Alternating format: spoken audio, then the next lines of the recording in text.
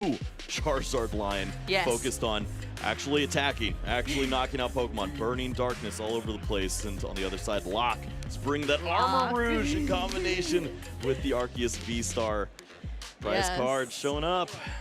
Radiant Charizard in the prizes, nice and low.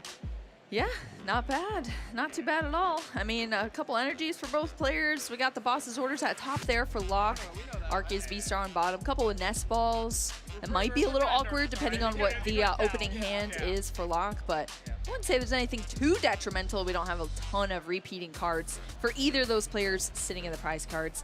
And, you know, I'm excited to jump into another NA Regional ARC showcase here. They love their Arceus V-Star, and I'm excited to see it. We got the fist bump here, and we are jumping into our Swiss round 14 here in Los Angeles, starting over on that Arceus V-Star player side with Locke here. We already have 2 Arc Vs down on the field, and even though there's 2 nest balls in the prize cards, we have one out on the field right now for Locke. So gonna get another basic Pokemon out here onto the field as well in that Charcadet.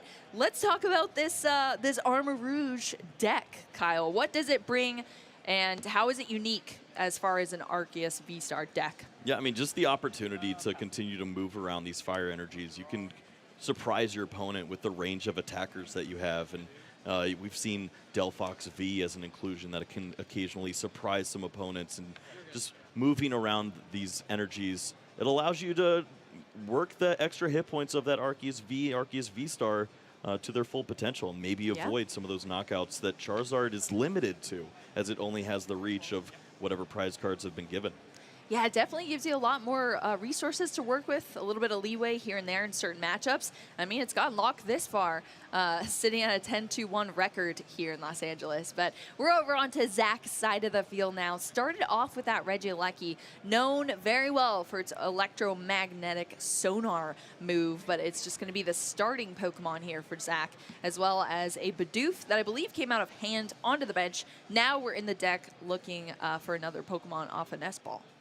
Yeah, and of course this is one of those 1-1 lines. The Bidoof and Bibarel find that Rotom V to continue to build up the hand size, and I believe we saw, we see that supporter there, the Iono. Yeah, I think that was first to lead everything off. Yep. But we were chatting. We're missing a little bit here, as clearly there's some additional Pokemon that need to hit the board, and Rotom's going to do its best to find some help. Maybe that Buddy Poffin on the following turn will help out, but this is misleading. You look at this board and you think control. Yeah, exactly. Maybe Locke has no idea what's happening right now. Yeah, there's actually a lot more fire going on Locke's side of the field.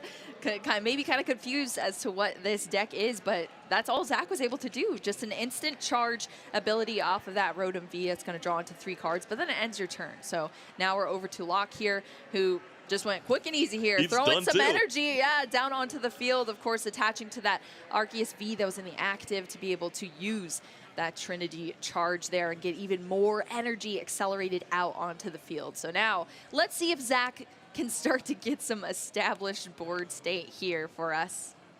Yeah, just drawing the cards out of order. Finding the Ultra Balls instead of the Buddy Poffins leads to interesting choices in the beginning. You have to lose some of those resources you hold near and dear to your heart in the middle stages of the game, typically giving up those early prize cards to the Arceus V-Star. You're losing Iono, you're losing Counter Catcher, all in the name of grabbing what? Pidgey, Charmander. This doesn't feel great, but it might be Lumineon into Arven here. This board stinks. That's exactly what it's looking like here. That Lumineon V is going to come down. Luminous Sign being activated here to grab the Arven. And Zach's just jumping straight into that. That's going to give us an item card and a tool card in that Forest Seal Stone that will be placed onto one of these V Pokemon. And, of course, now the Buddy Poffin is going to get us some Charmander. So Locke is well aware as to what he's playing against at this point in time. Well, I love seeing this board state clearly if you're Locke. This is an opportunity where if you end up drawing into Arceus V-Star, Ultra Ball, whatever it may be, a supporter, you'll have an opportunity to take advantage of a pretty weak board state on the other side. Zach just drawing some additional cards at this point. Bibarel's not helping. You need to have Rare Candy Charizard next turn. And what is happening here? We're firing off, Kyle. This is great. I mean, honestly, at this point, you're just trying to get these fire energies out of your deck so that the next card is live. I know, but it's pretty wild that we still have Arceus V, and that's it on the board at the moment. No evolutions here, just all of this energy joining the field from Locke. Not exactly what I expected to see. Usually you're trying to get into that evolution as fast as possible, but sometimes that's just not an option for you. This is the embodiment of community choice. Yeah, true. Y'all love to see Arceus struggle, and here we are with, what, count it, 11 energy on board? And no evolution. Well, I guess we have an evolution there in the Armarouge, but no Arceus V-Star, which, of course, is the name of the deck, I guess you could say. Both players just have to smile and laugh. Yeah. This is one of those times this is such an important game when you look at the tournament where you're at right now. You have to not only win this match, but win the next match too. Keep your head clear and continue to keep on trucking in this spot. And Charizard's finally ready to go. We see the Infernal Rain. The energy is starting to come down, but Regieleku's still stuck in that active spot. And to move it usually requires a little bit of help. Maybe that Prime Catcher. We'll see what the options are. Yeah, we'll see what is in hand here. Oh, already has Prime Catcher in hand. All right. Well, I didn't see that before, Kyle, but now I see it because it's being played here.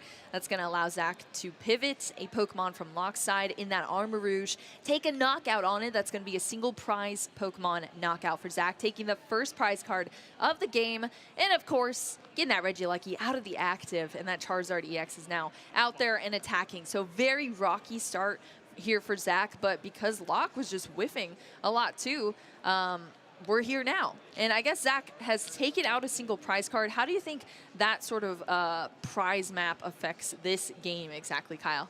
Well, you can certainly target down some of these single prize Pokemon in the early stages. Attacking into the Arceus V doesn't feel great until you start to give up some of those prize cards. If your opponent gets greedy, uses Boss's Orders, and starts to target down Pokemon like that Rotom V, Lumineon V, whatever it ends up being. So target the additional Pokemon that you see here. If you can remove the single prizers, then maybe after your opponent takes some prizes, you'll be able to take the big knockouts. Yes, exactly. That Burning Darkness is an incredible move there on that Charizard EX. The more your opponent leads, the more powerful it gets over on that side. But now we have the evolution here from Locke, so we're actually going to be seeing some damage, not just energy coming out. There's no energies left. Trinity Nova has no targets remaining. Wow. I don't even think there's any in discard either, actually. It's turn 4. They're gone. There's nothing left. Well, there's hey, at least, you know, if you get that Armarouge, you can kind of shift them around. There's the potential for that. Sure. But so I guess you really want them out on the field, but it's going to be kind of awkward if all the energy hits the discard. Then you're going to have to figure out how to get them back out here. So that's just a bunch of damage there from that Trinity Nova. Of course, it's hitting for the full damage there, output there. Now we're over to Zach here, who started off the turn, going to hard evolve into that Charmander, the middle evolution, up into the Charizard. And then we see that Industrious Incisors help out the hand a little bit in that draw support, up to 5 cards in the hand off that nice little Bibarel. Well, this is a steady turn at this point. Just allow yourself that chip damage into the Arceus V-Star. Yeah. Hopefully your opponent doesn't have the range to pull off some pretty incredible attacks there from that Armarouge EX. The Scorching Bazooka, if you have the range, you can knock out a clean Charizard at some point. This turn, not as relevant. You already have the damage on the Charizard EX that you can clean up pretty nicely. But if you're able to move around some of these fire energies, oh, mama. Scorching Bazooka can get the job done. Yeah, 40 base energy, but then it's 40 for each fire energy as well. I can't believe that is the name of the move, actually. Scorching Bazooka. I mean, that's pretty appropriate in this scenario. So you have the small Armarouge there that you're seeing just be evolved into on Locke's side. That's what's able to move around those energy for you on the field. And then you can do some incredible knockouts here, potentially, with this deck. So I'm happy with the showcase so far that we've seen here from this Arceus Armarouge. I mean, this is an unchecked Pokemon at this point. The Crimson Armor also allows you a little bit of assistance, too. The double Turbo Energy attachment, almost a signification of this. You have the Retreat available. Now you can save those fire energies to move them with the Armarouge at any point. You can just pick which Pokemon you want to take the knockout at this stage, and maybe it is the Armarouge. You can send it up and know that it's got an opportunity to stick around for at least an additional turn. There's no threat right now. Yeah, exactly. If it's at that full health, that full HP, takes 80 less damage from attacks, which is pretty wild to see, and not a mechanic we see too often either. But not only that, but this deck also has disruption of its own as well in that Judge that we just saw from both of our players shuffling their hands into their deck, and they're both going to draw into 4 cards each. Yeah, it's such a silly situation we get into, but honestly, all it took was Arceus V-Star hitting the board. It opens up so many avenues, and all the cards are falling in the right places. We still have the V-Star ability to work with in the following turns. Oh yeah, I didn't even think about that. And you can see the prizes lining up. This is 2 prizes on a Charizard. Armarouge EX will be able to clear a Charizard, and then you can potentially save that V-Star to search for a boss's orders and close the game out. This could be 3 turns away. Yeah, exactly. And then, I mean, on the inverse of that, look at Zach's board state here. I mean, it was struggle from the beginning, but it has just kind of remained that way, unfortunately, for Zach. Just exactly from the start. We've already lost a bunch of resources, and then we don't, I mean, look at the Pokemon that are on the bench right now. None of them, besides that little Charmeleon, are really doing much, and I guess the Industrious Incisors here. But this is where Locke is going to be able to do this awesome move here, bringing that Armarouge EX with the Scorching Bazooka into the active position, switching that energy up with the other Armarouge here. And we're going to see a bunch of damage. It's going to be 40 for each of those fire energy that are attached to the Armarouge. And Locke is thinking ahead. You see the discard of the fire energies as opposed to the double turbos. This is to damage the Radiant Heatran, which has the opportunity to surprise your opponent. You continue to build up that damage. That's 70 damage for every counter that you see on that Pokemon. Oh, you're in for a world of pain if you get a couple more Magma Basin on there. Yeah, and I love to see that. You're just pretty much stacking up all of the threat levels on your board. You have answers to every single scenario that you could potentially be put in. And I cannot believe that from the way it started, where Locke wasn't even able to really find an evolution there, just getting out all the energy has now led to this incredible board state here, where there's a lot of answers to whatever Zach is going to potentially throw at Locke. So pretty wild. Zach is just going to move this Charmeleon into the active position here now after that knockout. Locke, of course, going down 2 prize cards thanks to Charizard EX going down. And now we're going to see another Charizard EX off of that Ultra Ball that discarded a Pidgey and an additional rare candy.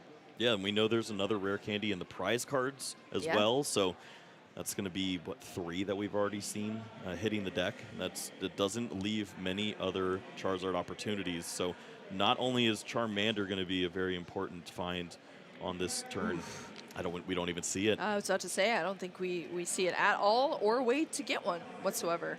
So yeah, it's just going to be the Pidgey for a Pokemon in hand for Zach.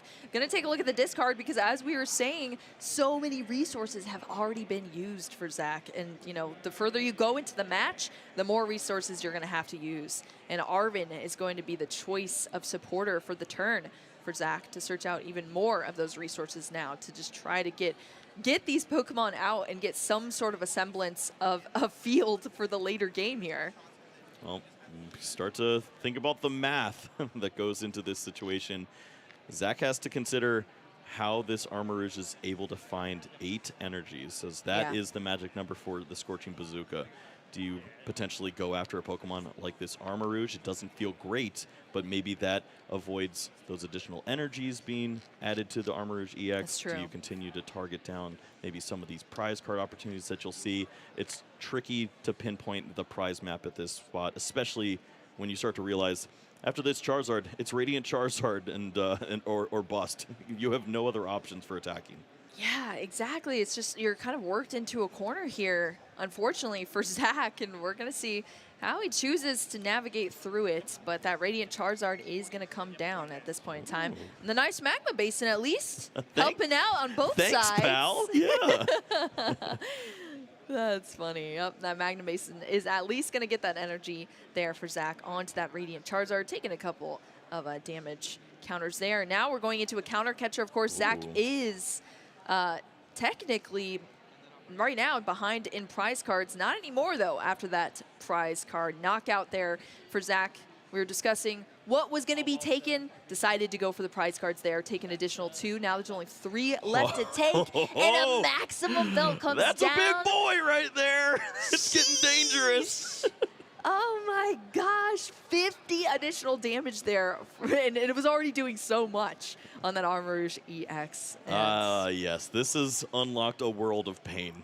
The bazooka is firing away at this poor Charizard. There's no answer to this. The damage is accumulating onto the Heatran. It'll continue to build up at this stage. You have the knockout lined up, the one-hit KO. We only see this from grass Pokemon or bazookas. Yeah, don't even need the weakness on our side. It's not grass, it's fire there. The fire bazooka indeed, taking out that Charizard EX for Locke, and that's an additional 2 prize cards down. Only 2 left to take to wrap up this first game in our Swiss round 14. And Zach is still just on the back foot here, only using a Buddy Poffin so far for this turn, and the Radiant Charizard is already up in the active position. So, I mean, at least we got that. Yeah, I'm a little disappointed in the prize map for Zach. It's difficult to continue to chain together the Radiant Charizards at this point. Yeah. It felt like the damage that was left over on that Arceus V-Star was going to be in range always, and then you saw this evolution last turn. 280 hit points is just a difficult number to hit when you only have the Radiant Charizard at your disposal. So we're going to game 2. We're going to game 2 between these players. There was just too much stacked up against Zach after that really rocky start in the beginning, and Locke, despite not finding the evolutions for a couple of turns, was able to do the job of just getting all of those energy out. And then once those Pokemon hit the field and those evolutions, we just had a myriad of attackers and different things being thrown in Zach's way. And it was just too much, unfortunately, for Zach to get to recover from. Do you think this is kind of the result of these different Charizard lists, Kyle, that are just like lacking a little bit more consistency because they have these different things at their disposal, tech cards in there? I mean, this is just where Charizard is at this point. You see this list is focused on the Prime Catcher and focused on having that myriad of back and forth attacking, doing consistent damage, but hopefully targeting the right Pokemon with that.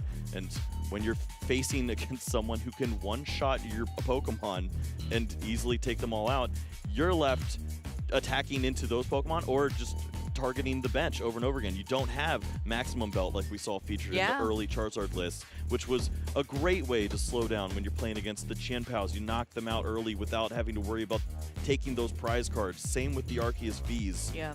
It doesn't line up anymore, and you're kind of waiting for your opponent to make a move. And when they blow you up with a bazooka, you don't have any time. Yeah, I don't know if Zach was expecting the bazooka here today, but Locke is bringing it into our day 2 here and taking down our first game in our Swiss round 14. So that was incredible to see it. And let's just talk about the pace of that game as well. I loved it. Both of our players, unfortunately for Zach, it was like because of a lack of things to do. Yeah. But it was a quick back and forth that we saw from both of our players. And let's hope we get some exciting gameplay coming up here in our second game. But oh no. Thanks, I hate it. Yeah, double Charmander, double Super Rod. Wow, look at that. On the other side, a 1/1 arc along with double Iono, double Nest. These are, you never want to pair together in the prize cards. That's typically a general answer of, are my prize cards bad? The answer is yes. Yeah, yeah, exactly. If you have multiple copies of a card that you potentially need, they're pretty bad for sure. So we see very awkward prize cards here, and Zach is gonna get clued into that right away. Searching the deck off of this nest ball, gonna see that there's only so many Charmander in there, and it's a bit awkward here. Oh no. Cleffa at least starting, that's gonna be better than that Regieleki start from the last game that we saw, but still, Regieleki's in hand, and there's not many oh no. What are we, is there an access to Rotom? I don't know. I didn't see it any of the hand. The hand is not great. I get that potentially you can play this hand down and use the Cleffa over the next few turns. Wow. The hand's energy, Defiance Band, cry Manaphy Regieleki Boss's orders, and we're not drawing 3 additional cards with Rotom. Gosh, yeah, that is tough to see. Hopefully, we can get something happening here, potentially For down the who? line from Zach. No, I'm saying, like, can we get a top deck or something to help out in this situation? But, I mean, over on Locke's side, we've already got it locked up here. Arceus V getting that attachment right off the bat, as well as an Ultra Ball going into the deck, looking at these resources. And we already have a Charcadet on the bench as well. So I mean, the number one answer, it's already been solved. Arceus V, energy attachment, that is what you need on this turn. You know, as Zach, your opponent can play Arceus V-Star next turn. They can search for a boss's orders and a double turbo energy and take your Charmander away. You accomplish nothing in the first 2 turns if that happens. And with that 7 fresh cards being added to the hand, it is basically guaranteed at this point. I'm terrified if I'm Zach. Yeah, that is nice to see. I'm sure Zach maybe wanted that Iono instead that was discarded on the Ultra Ball. But just a research. Oh, it's a Poffin? The best top deck. Never punished. Let's just throw some Pokemon on the board and move on. The hand can be played down a little more at this point. You can use the boss's orders to stall on the Charcadet if you need to. Make your opponent just have that 1 more additional card, and maybe if they don't have Switch, Double Turbo, or a boss, they cannot search for all 3 in 1 turn. Yeah, that is true. At least we've been rescued here by that Buddy Poffin, allowing Zach to get some more Pokemon out here. And starting the Cleffa in the active too. Not too bad here for Zach, but that was an incredible top deck that was much needed here for Zach. Well, we see a few more cards that can be played at this point. You might as well play as many as you can. You need access to as many cards as possible with Cleffa without destroying your bench, so Manaphy will be held back. All right, so we're just going to end off here with that grasping draw. Of course, drawing up to 7 cards in the hand. That's why we saw so many being played down there. Now we're over onto Locke's side with another Ultra Ball. This time it's going to discard that Gouging Fire EX as well as a Fire Energy there too. Yeah, just a fancy way to continue to hit those numbers that your opponent's not used to. 260 can often unlock a World of Pain, especially with that belt. And this is interesting. The Judge played after the grasping draw. There was a world where you could target down that Pidgey with the boss's orders and guarantee that Pidgeot doesn't see the board next turn. Instead, he's going to trust his gut, go with the Judge for 4, and off those 5 cards, if Arven isn't found along with a little bit of help, maybe you can still avoid the Pidgeot. Yeah, Judge is just one of those cards. It's not like the Iono where you get draw up into your prize cards. Judge is just solid 4 cards. So if those cards are not so solid for your opponent, then you can disrupt them quite a bit here. Oh, what are those cards? What? They're so bad. Radiant Charizard, my gosh. Prime Catcher, Mist Energy, and Roxanne. They're unplayable. Those are all unplayable, and I'm sure Locke, not knowing it, is going to watch this back and be like, wow, I'm super happy I judged that. Man, I'm good.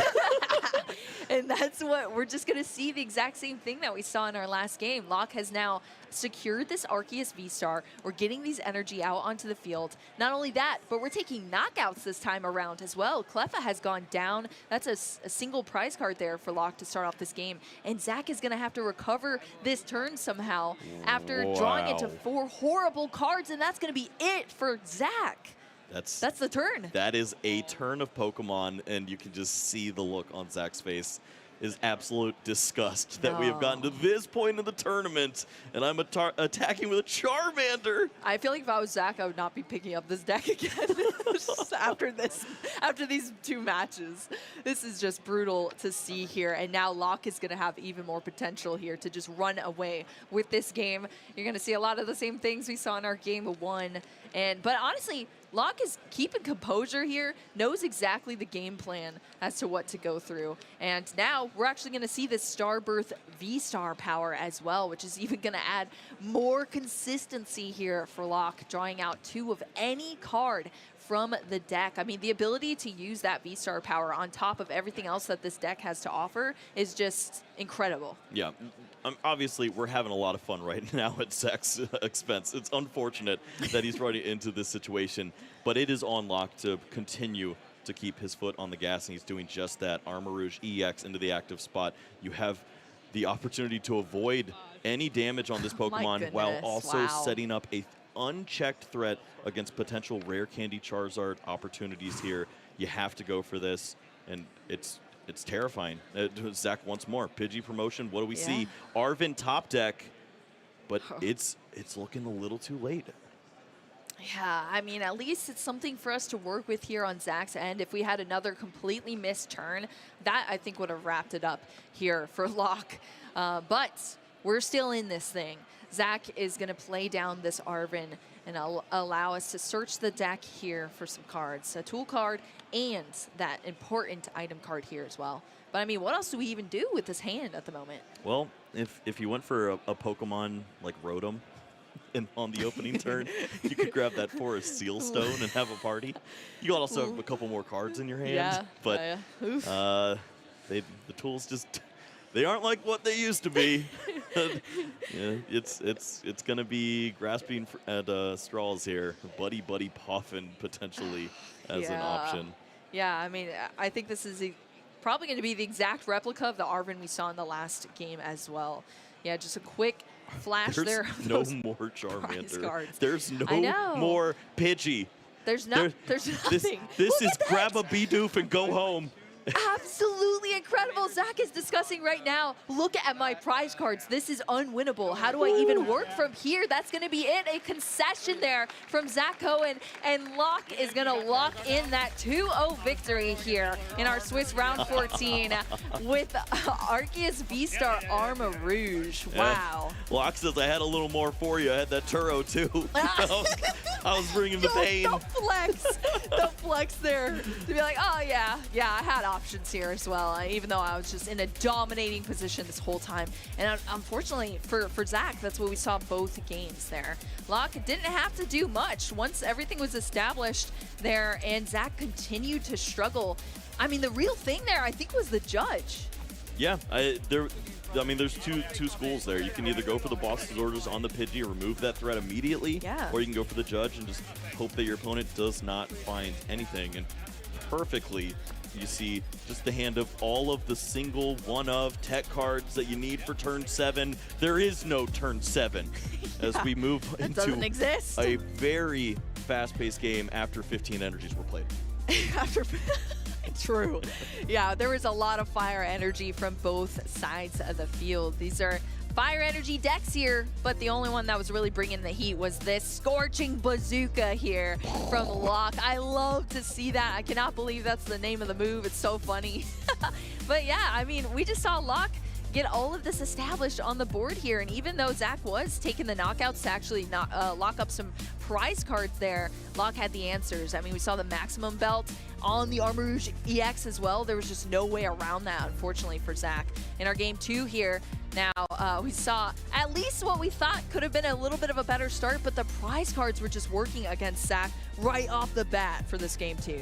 Yeah, the question of that opening turn as well. Did not like the Rotom in game 1. It was not his friend. It played against the Bibarel. Chose to avoid it in game 2. And it managed to bite him there, as we just see basic Pokemon being fed to the Armor Rouge EX over and over again. But they had a good time. That's all that matters. They had a good time indeed, and that was a really fun, explosive match to watch as well, Kyle. I feel like we have been getting some great games all weekend, and I'm just going to add that one to the list. Yeah, no, that was terrific. Obviously, it's not the way Zach planned for it to go, but with a win in the next round, he still has that opportunity to maybe get that top 32, some of those boxes that come along with it, $1,000. Maybe those are the points that they need as well to start closing in on that World Championship to Honolulu, that invite. But for Locke, win it in time next round. I know you had fun on stream, but got to refocus, recenter, and make sure that bazooka's charged up. Yeah, make sure the bazooka is charged up for sure. We just went through our Swiss round 14, but we still have one more to go here.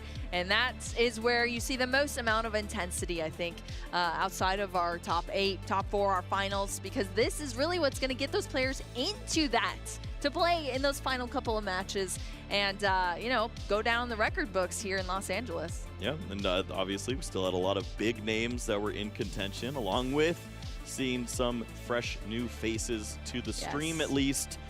It always leads to some excitement when you're at that closing point of a meta, seeing what last chance, maybe that last hurrah for that deck before the new card comes in and destroys Arceus or whatever it may be. Armarouge finds one opportunity here to squeak in, maybe make a top 8 showing here. It'd be really exciting to see. That would be epic to see. I think my question now, Kyle, is how many control are going to remain?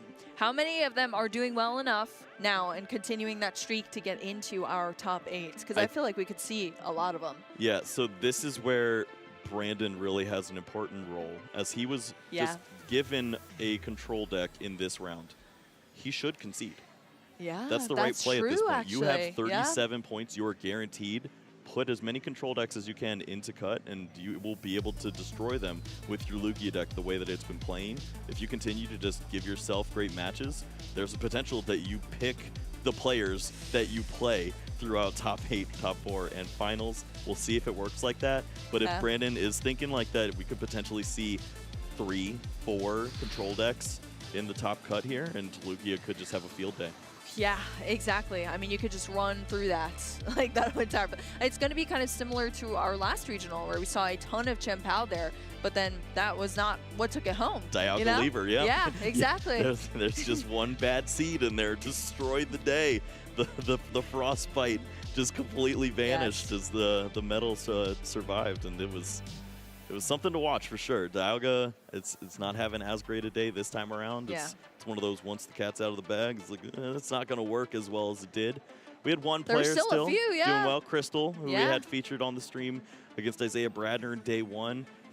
Took a loss in the last round, still around 27, 30 points. So potential with this round and next round to have a top 32 seeding potentially. So still a great showing, but nothing like what it was a couple weeks ago.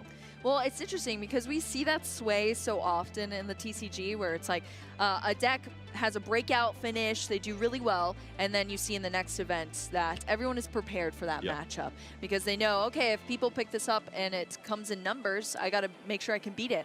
But one thing that's kind of interesting, that happens a lot with our control decks. You see this control deck that comes out of nowhere, does extremely well because nobody knows what they're playing against. But then after that, it's kind of figured out and you don't see it seeing as much success.